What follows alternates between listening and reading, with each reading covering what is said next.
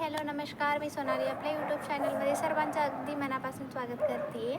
तर सर्वात आधी सर्वांना अंगारकी संकष्ट चतुर्थीच्या खूप खूप शुभेच्छा. आज अंगारकी संकष्ट चतुर्थी आहे आणि माझा पण उपवास आहे आज. आणि ना मला चतुर्थी दिवशी बाहेरून फुलं आणल्याशिवाय करमत नाही, कारण कंपल्सरी मी ऑलरेडी फुलं विकत आणले होते, पण बाहेरचेही आहेत तर कशाला. आणि हराळी वगैरे आणायला आत्ताच मी जस्ट बाहेर गेले होते, पण फोन नेले नव्हते म्हणून मी कुठलाच क्लिप कॅप्चर नाही करू शकले. सो घेऊन आले आहे आणि वरी छान येऊन मस्त असं माळ वगैरे बनवायचं काम सध्या चालू आहे, कारण खाली मम्मी आहेत मनूला घेऊन बसलेत आणि आदिती पण अभ्यास करत आहे, म्हणून म्हटलं की वरे छान आहे आपलं, शांत एकदम निवांत. तर आजचा पूर्ण ब्लॉग मी तुमच्यासोबत शेअर करणार आहे अंगारकी चतुर्थीचं. ॲक्च्युली आमचा प्लॅन थोडंसं वेगळं होतं. आज ना आमच्या इथे गणेशगड्डा म्हणून टेम्पल आहे बाहेर, म्हणजे थोडंसं संगारेड्डी आम्ही जिकडे राहतो ना तिकडे सोडून. पण पण ना मनूची तब्येत खूप अशी खराब आहे. खराब म्हणजे तिला नाही का दात येताना मुलांना त्रास होतो ना, तसाच तिला पण त्रास होतो आहे. म्हणजे खूप असं ती दात वगैरे खात आहे, कारण ते मसुडे जे असतात ना ते दुखतात म्हणे दात येताना. म्हणून ना ते सारखे सारखे फक्त माझ्याशिवाय ते राहतच नाही आहे, काही पण करू देत नाही आणि खाली तर एक सेकंड पण बसत नाही आणि व्यवस्थित झोप पण तिची होत नाही आहे तिला त्रास होत असल्यामुळे. म्हणून स्किप केलं बाहेर वगैरे जायचं. नाही तर इथं खूप छान असं गणेश टेम्पल आहे थोडंसं अंतरावर, सो जावं असं विचार केलं होतं, पण आत्ता काही होणार नाही म्हणून घरीच पूजा करायचं ठरवलं. आणि मम्मी पण हे उपवास राहतात, सो माळ वगैरे छान व्यवस्थित बनवून घेतली. बाहेरचे काही फुलं आणले होते आणि काही हे बाहेरून शेवंतीचे आणले होते विकत, ते दोन्ही मिक्स करून नुसती माळ बनवली तर शेवंतीचे पुरणार नाहीत, म्हणून आमच्या बिल्डिंग खालीच झाड आहे, ते फुलं मी पिंक कलरचे जे की रेग्युलर देवाला वापरते त्याची माळ बनवली आणि स्वयंपाकाला आवरायला घेतले. स्वयंपाक काय साधंसं जेवण बनवायचं होतं, पोळी वगैरे बनवायचं होतं, पण मम्मी म्हणते होते बनवूया, पण आता नको म्हणून पण एक म्हणजे काही करू देत नाही आहे, तर असू दे म्हटलं. तिला मम्मीला सोपवलं आणि मी असं म्हणजे काय होतं ना, म्हणून मी घेऊन बसले तर सारखं सारखं माझं दूध मागत आहे, म्हणून मी स्वयंपाक करत आहे आणि मम्मीला आजीला तिला दिले आहे आणि हे थोडं साधूला घेऊन बाहेर पण गेले आहेत, कोणी नाही आहे आता. तर स्वयंपाक मी एकटीच करत आहे. भात आणि भाजी तर झाली आहे, चपातीला पीठ वगैरे मळून ठेवलं आहे आणि तोपर्यंत म्हटलं की आता पुरण तर घातलं नाही आहेत, म्हणून नारळाचेच मी ओला नारळ आहे ऑलरेडी माझ्याकडे, तर त्याचंच मोदक बनवायला घेतले आहे. आत्ता खायला वगैरे मी बनवत नाही आहे, फक्त पूजाला जेवढे लागणार आहेत ना तेवढेच मोदक बनवणार आहे. म्हणून मी खोबऱ्याचं खोबरं खिसून त्यामध्ये साखर थोडीशी इलायची घालून मग तळून घ्यायचं. नाही तर रेग्युलर तर मी तळून वगैरे घेत नाही, कारण आमच्या इथं असं होतं ना की तळलेले मोदक कुठं द्यायचं काय करायचं, कारण इथं गाय वगैरे नाही आहेत आणि चतुर्थीला पूजलेले मोदक जे आहेत ना ते खायचं पण नसतं असं म्हणतात, म्हणून आणि कुणाला द्यायचं पण प्रश्न येत नाही, म्हणून मी शक्यतो उकडते. आणि आमच्या इथं गाय तर काही भेटत नाही, पण कुत्रे तर खूप असतात म्हणून मी ते देते. आणि आज पण उकडूनच बनवायचा प्लॅन होता, म्हणून छान असं मोदक वगैरे बनवून घेतला. आणि पूजाची पण तयारी मलाच करावी लागणार आहे, कारण ती काही सोडणार नाही, कोणीतरी एकटं तिच्यासाठी फिक्सच आहे. आणि ती थोडीशी सवय मोडल्यासारखी झाल्यामुळे ना म्हणून आजीकडे जातच नाही आहे. मम्मी तर घ्यायला पाहिजे, नाही तर तिचे डाडा तर घ्यायला पाहिजे असं होत आहे. आणि ती खाली तर एक सेकंड पण बसत नाही आहे, एकतर तिला झोका द्यावा लागत आहे, नाही तर कोणीतरी एकसारखं घेऊन असं फिरलं किंवा थोडंसं असं मांडीवर घेऊन हलवलं की मग बसत आहे ती. आणि चपात्या वगैरे मी बनवायला घेतलं, सो पटापट आवरून आता पूजेचं पण आवरायचं आहे. आणि आमच्या इथे कॅलेंडरमध्ये जो टाईम आहे ना त्या प्रकारच मी फॉलो करते, कारण चंद्र आल्यानंतरच पूजा करावी असं म्हणतात, पण कधी कधी खूप असं लेट होतो. आता ऑलरेडी 9:17-20च्या दरम्यान असं काहीतरी टाईम आहे महालक्ष्मी कॅलेंडरमध्ये.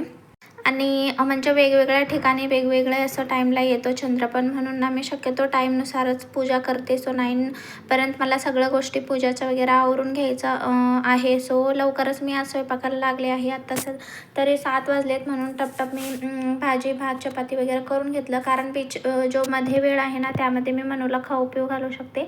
आणि जर 7:30-8च्या दरम्यान जरी पूजा आवरायला घेतली तरी पटापट होऊन जातं, म्हणून आधी स्वयंपाक करून ठेवलं. नाहीतर काय होतं मग पूजेच्या वेळेस हे ते पण घाई होतं. थोडंसं लवकर झालं तर हरकत नाही, पण लेट नाही व्हायला पाहिजे असं मला तरी वाटतं. कारण मॉर्निंग शिफ्ट त्यांचं असलं ना की थोडंसं लवकर आवरावं लागतं मला सगळं. कारण लवकर झोपलं तर त्यांना खूप असं लवकर जायचं असतं जॉबवर. सो रात्री सगळेजण झोपलं तरच मग झोप येते. काहीतरी कुरकुर चालू असली घरामध्ये म्हटलं तर कसं डिस्टर्ब होतं ना, म्हणून शक्यतो लवकर आवरायचं. असं पूजा वगैरे काही असलं तरच मग लेट होतं, नाही तर रेग्युलर थोडंसं लवकरच आवरतो आम्ही. सो छान चपात्या वगैरे बनवून घेतलं आणि पूजाची पण तयारी करायची होती. आणि आदोपन्ना पूजा असले की ती कंपल्सरी ना जागी असते. तिला माहिती असतं हां आज म्हणजे महिन्याला मी करते ना चतुर्थी, म्हणून तिला माहितीच असतं आणि ती जागी राहते. सो ती पण छान आवरत होती. तिचं म्हणणं होतं की मी साडी घातले होते म्हणून तिला पण नवा ड्रेस लागतंच कंपल्सरी. पण ह्यावेळेस मी तिला थोडंसं समजावलं. काही का असेना ना, तिला दुसरा ड्रेस घालून दिला तर ती गप्प बसते, पण थोडीशी कुरकुर करत होती ती. पण तिला समजावून गप्प बसवले. मग ती पण काही नाही बोलली. मनूची पण तब्येत नाही आहे बाळाबरोबर, म्हणून आपण आता लवकर आवरूया, मग वेळ होणार तुला ड्रेस वगैरे घालत बसलं तर. असू दे, नेक्स्ट वेळ चतुर्थीला घालते असं काहीसं तिला थोडंसं लाडीगोडी लावली. मग ती छान बसली आणि पूर्ण पूजा आवरेपर्यंत ना ती माझ्या बाजूलाच होती. सगळ्या गोष्टी छान व्यवस्थित बसून एकत्र बघत होती. आणि तिला पण छान म्हणजे प्रत्येक चतुर्थीला तिचं चतुर्थीच नाही, कुठलीही पूजा करत असताना थोडंसं आधी काय करायची म्हणजे मध्ये करायची की मी पण करते सगळ्या गोष्टी. पण आता ती थोडीशी म्हणजे आता तसं नाही करत आहे. ती बोलते की बघते फक्त बघून आणि करायचं काही नाही. जर मी बोलले तरच मग ती करते, नाही तर विचारून करते. आधी अशी नाही करायची ती, डायरेक्टली आपलं करायला घ्यायची. मग थोडंसं असं काहीतरी म्हणजे थोडंसं चिडल्यासारखं व्हायचं. पूजा करताना मुलांवर चिडायचं म्हणजे छान नाही वाटत ना. तर आता ठीक आहे, असं काही नाही. सो मी पण सगळी पूजा वगैरे आवरून घेतले. हार वगैरे देवाला हे केला, अभिषेक वगैरे करून घेतलं गणपती बाप्पांचा. आणि छान वस्त्रमाळ आणि माळ दोन्ही पण देवांना घालून घेतला. आणि धूप अगरबत्ती वगैरे सगळं काही लावून घेतलं. आणि ना तुमच्या इकडे पूजा चतुर्थीची कसं करतात, अंगारकी संकष्टी चतुर्थी जी आहे ना सगळ्यात म्हणजे श्रेष्ठ मानली जाते. जे मंगळवारी येते ते शक्यतो ना वर्षातून 1-2च येतात, नाही तर लास्ट म्हणजे 3 येतात. आणि श्रावणीमधले जे आहे ना श्रावण महिन्यामध्ये ते एक म्हणजे मोठी चतुर्थी मानली जाते असं आमच्याकडे तर म्हणतात. सो ही खूप मोठी असते. काही जणांना ही चतुर्थी फक्त मंगळवारी आलेली आणि श्रावणातली राहतात, आणि काही जण महिन्याचे असतात. मी महिन्याचेच असते. खूप लहानपणापासून मी चतुर्थी राहते बरं का. सुटलं तर बीचमध्ये असं म्हणजे मनूच्या वेळेस आणि आदूच्या वेळेस डिलेवरीमध्येच काही ते सोडलं होतं 7-8 महिने तेवढं.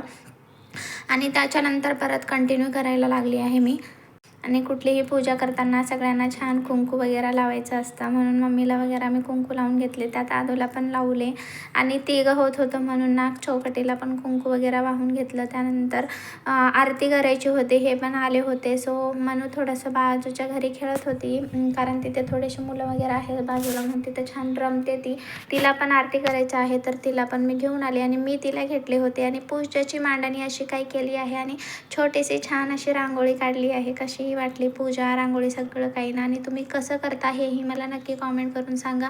मी मनूला घेतले होते, जर मी तिला घेऊन आरती केलं तर होतं असं ना की ती पण मध्ये करते, म्हणून ना मी अण्णा आणि आदूला करायला लावला आरती. आणि कॅमेरा थोडंसं असं पकडल्यामुळे ना आरती उलटं फिरवल्यासारखं वाटत आहे, पण आम्ही करेक्टच आरती केलो आहोत बरं का.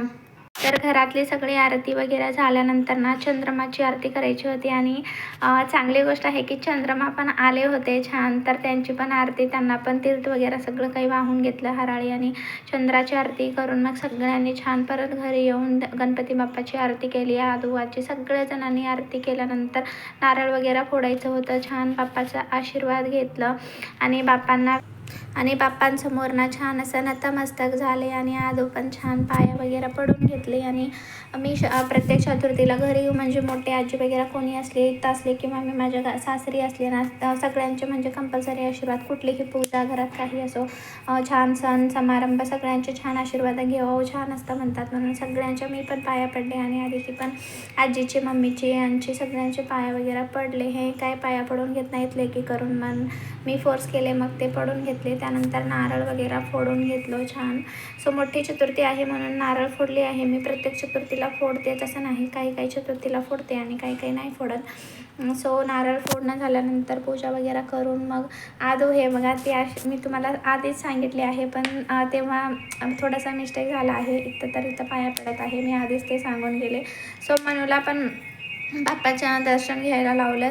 सो ती थोडासा चिडचिड करत होती. तिची काही एवढी इच्छा नाही आहे. ती जर हेल्थ चांगलं असतं तर ना तर आत्तापर्यंत सगळं सावरली असती ती छान. एवढं तर शांत बसलीच नसती. पण कसं बसा तिला थोडंसं चिडचिड चालूच होती. तिला घेतलं आणि तिला पण ना तर मस्त करायला लावलं. आणि त्यानंतर जेवणाचे सगळे जेवण वगैरे रेडी होतं. सो जेवण वगैरे करून घ्यायला सगळे मम्मी वगैरे ताट सगळं घेतले होते. सो जेवण वाढून घेतलं. आणि कुठलाही म्हणजे सण असो किंवा काहीतरी स्पेशल असलं ना की आदूला माझ्यासोबत जेवायला खूप आवडतं. म्हणून म्हटलं की ठीक आहे आपण दोघी एकत्र जेवूया. आणि मनू पण सोबतच होती. तिला पण खाऊ घालत जेवण केलं. असा काहीसा दिवस होता. चलो भेटूया नेक्स्ट ब्लॉगमध्ये. बाय.